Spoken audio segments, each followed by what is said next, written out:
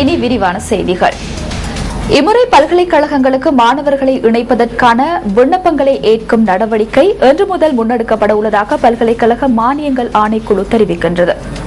பல்கலைக்கழக அனுமதிக்கான விண்ணப்பங்கள் அடங்கிய புத்தகத்தை வெளியிடும் நடவடிக்கை நிறைவு பெற்றுள்ளது.